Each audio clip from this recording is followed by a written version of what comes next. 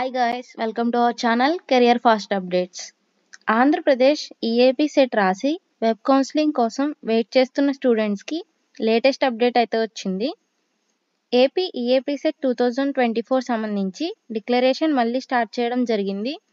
ఇదైతే మనకి final declaration అంటే ఏంటంటే ఎవరైతే స్టూడెంట్స్ ఇంటర్మీడియట్ పాస్ అవ్వి ఏపీ ఈఏపీ సెట్ క్వాలిఫై అయిన వాళ్ళు మాత్రమే ఈ డిక్లరేషన్ ఇవ్వాలి. ఈ డిక్లరేషన్ కూడా అందరూ ఇవ్వనవసరం లేదు. ఎవరైతే ఆంధ్రప్రదేశ్లో చదివి బోర్డు అనేది డిఫరెంట్ బోర్డు అయి ఉంటే ఈ డిక్లరేషన్ ఇవ్వాలి. సపోజ్ సిబిఎస్ఈ, ఐసిఎస్ఈ, ఐబీ ఇలాంటి బోర్డ్స్ ఏవైనా సరే వాళ్ళు ఖచ్చితంగా డిక్లరేషన్ అయితే ఇవ్వాలి.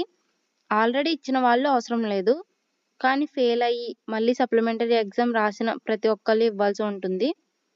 ముఖ్యంగా ఎవరైతే తెలంగాణ స్టేట్ వాళ్ళు ఏపీ ఎగ్జామ్ రాసారో వాళ్ళు అయితే ఖచ్చితంగా ఇవ్వాలి. అసలు డిక్లరేషన్ ఎలా ఇవ్వాలో ఆ ప్రాసెస్ అయితే చూద్దాం. గూగుల్ ఓపెన్ చేసి ఏపీ ఈఏపీ సెట్ 2024 అని చెప్పి టైప్ చేసి సెర్చ్ చేయండి. ఫస్ట్ లింక్ని ఓపెన్ చేస్తే మీరు ఈ పేజ్కి అయితే వస్తారు.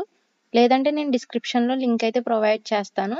ఆ లింక్ని క్లిక్ చేసినా మీరు డైరెక్ట్గా అయితే ఈ పేజ్కి వచ్చేస్తారు.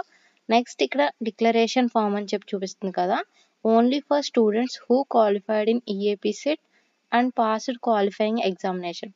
ఎవరైతే ఇంటర్మీడియట్ పాస్ అయి ఉంటారో అలానే ఈఏపీ సెట్లో కూడా క్వాలిఫై మార్క్స్ వచ్చి ఉంటాయో వాళ్ళైతే ఈ డిక్లరేషన్ ఫామ్ సబ్మిట్ చేయడానికి ఎలిజిబిలిటీ అయితే ఉంది. దీని మీద అయితే క్లిక్ చేసి ఓపెన్ చేయండి. ఓపెన్ చేసిన తర్వాత ఈ పేజ్కి అయితే వస్తారు. ఇక్కడ మీ రిజిస్టర్ నెంబర్ అలానే EAPCET hall ticket number, మీ మొబైల్ నెంబర్ ఎంటర్ చేసి సెర్చ్ చేయండి.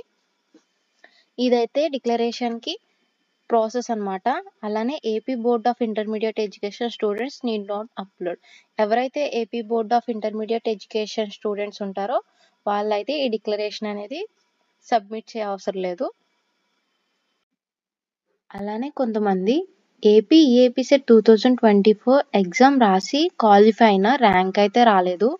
అటువంటి వాళ్ళు ఎవరైనా ఉంటే ఈ వెబ్సైట్కి వచ్చి కిందకి స్క్రోల్ చేయండి. ఇక్కడ కాంటాక్ట్ ఇన్ఫర్మేషన్ అని ఉంది కదా, ఇక్కడ ఈ నెంబర్స్కి అయితే కాల్ చేసి మీ ఫుల్ ప్రాబ్లమ్ని ఎక్స్ప్లెయిన్ చేయండి.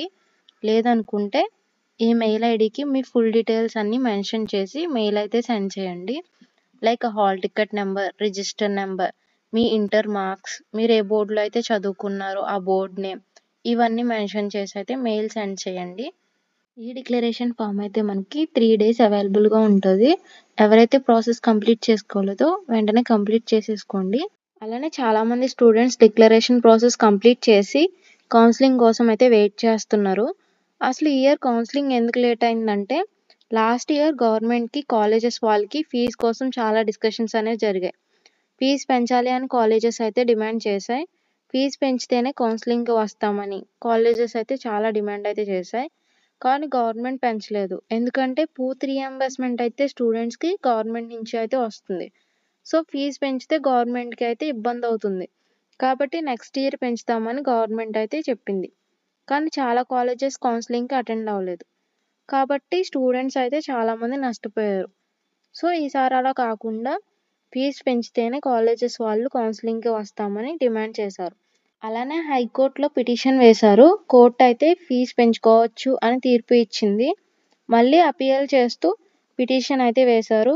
ఇంకా కోర్టు అయితే ఏం తీర్పు చెప్పలేదు.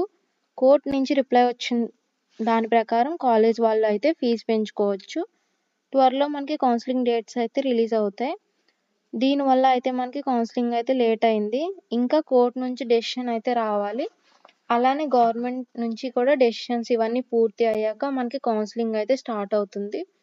ఈ ప్రాసెస్కి కొంచెం టైం అయితే పడుతుంది. అంటే మనకి కౌన్సిలింగ్ డేట్స్ అనేవి రావడం కొంచెం లేట్ అయితే అవుతుంది. మ్యాక్సిమం మనకి క్లాసెస్ అయితే ఆగస్టులో స్టార్ట్ అవ్వచ్చు. ఏమైనా డౌట్స్ ఉంటే కామెంట్ చేయండి. వీడియో నచ్చితే లైక్ చేసి మీ ఫ్రెండ్స్ అండ్ ఫ్యామిలీ మెంబర్స్కి షేర్ చేయండి. అలానే లేటెస్ట్ అప్డేట్స్ కోసం మన ఛానల్ని సబ్స్క్రైబ్ చేసుకుని బెల్ ఐకాన్ని యాక్టివేట్ చేసుకోండి. జై హింద్.